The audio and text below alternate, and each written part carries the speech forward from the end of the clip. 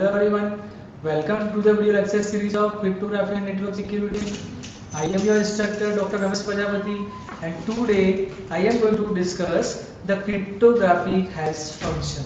So let's see the agenda of this video lecture. The first, the message authentication requirement. Second, the hash function, and the third, application. So let's start the message authentication requirement. So before going to see the message authentication requirements, the first of all we know what is authentication. So let's consider the one scenario. There are two user A and user B, or we can say that there are a number of users on the network, or we can say that we have considered one network. There are number of four users. The four users on the network: user A, user B, C, and D. Now, if user A want to communicate with user B, before the communication, user A should authenticated by the user B. C, user B should authenticated by user A. It means that authenticated means it is the correct person or not. User A is a correct person or user B is a correct person or not.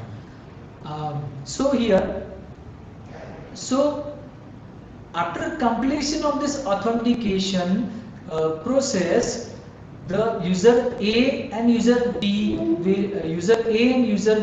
will communicate to each other. It means here when the message is received, the receiver receive the message which is sent by only the user A. So here user B should authenticated by user A. Now same, user A will send the message to only user B. So here user A should authenticated. It means user A should authenticated by user B, or user B is authenticated by user A. So here, that's why we require the message authentication, or we can say that the message authentication it verifies the user's identity. So I hope you clear what is message authentication.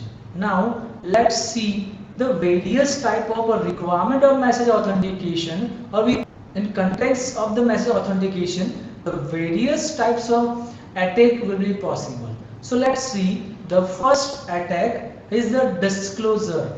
It means the release of the message content of the person. It means if user A send the message to user B, during the transmission of this message, attacker will capture the message, or attacker will read the content of the message.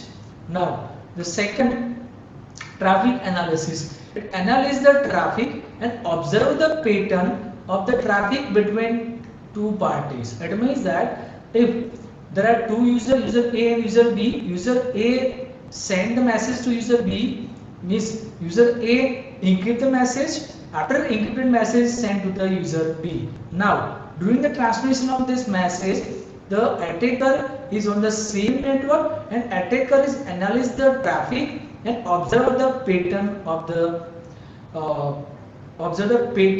the message between two parties.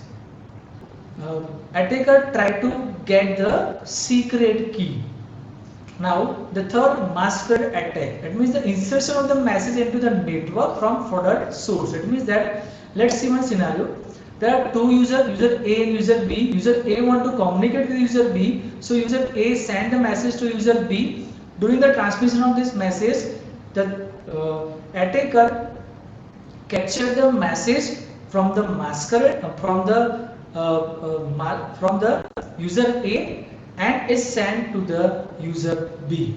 Now here user B doesn't aware that this message has been sent by the attacker. Now in the step number 4, the content modification, it means changes to the content of the message. It means that when sender send the message to user B, during the transmission of this message, the attacker capture the message, it modify the content, or it modify the content of the message, and this modified message is sent to the receiver. Now here receiver doesn't have receiver doesn't have any idea the message has already altered by the attacker. Now in the fifth, sequence modification, any modification to a sequence of message between parties. It means the modification to a sequence of message between parties. It means that the attacker will able to modify the sequence of the message between the two parties. The next is timing modification. The timing modification is a delay or a repeat of message. It means during the transmission of the message, the attacker capture the message from the sender, and later on this message is sent to the receiver. So this is called the replay of message. Now in step number 7 or requirement 7, the source repudiation and the destination repudiation. The source repudiation and the destination repudiation. Source repudiation, denial of the transmission of message by the source, and in the destination repudiation, denial of the recipient of message by the destination. It means that after sending the message by the sender, he cannot say that I have not delivered that message to the receiver. Same for the destination repudiation. When receiver receives the message, after some days the receiver cannot say that I have not received that message. So this is the source repudiation and the destination repudiation. Now the next is the various types of attack. You know, disclosure and the traffic analysis. These two attacks provide the message confidentiality. Require the message confidentiality. It means that message should be secret between two parties. Now the next 4, 3, 4, 5th and 6th, the masquerade, content modification, sequence modification and the timing modification as required the message authentication. It means that we have to authenticate the users, both the users. Now source repudiation and the destination repudiation, we require the digital signature. So this is all about the requirement of message authentication. Now the next is the hash function. So let's see the hash function. Here in this figure you can see we are considering the variable length of message as an input.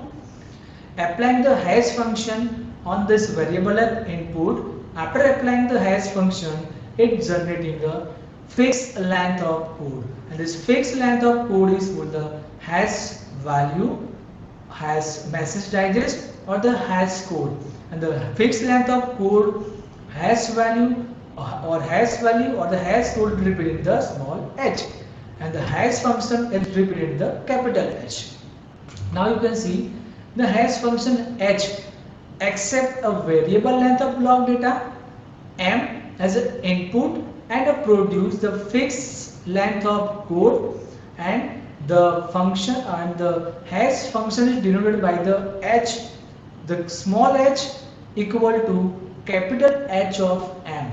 The small h it represents the hash value, a fixed length of value, or we can say that the hash code or a message digest, and the capital H it represents the hash function. This hash function is applied on the message. M it represents the message, and message is input by the user.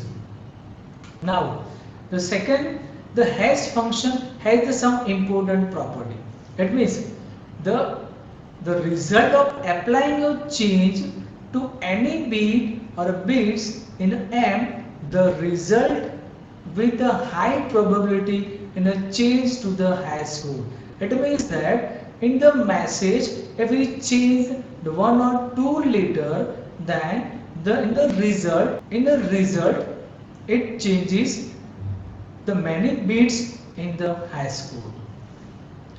So here, if sender authenticated by the here sender should authenticated uh, by the receiver and the receiver is authenticated by the sender.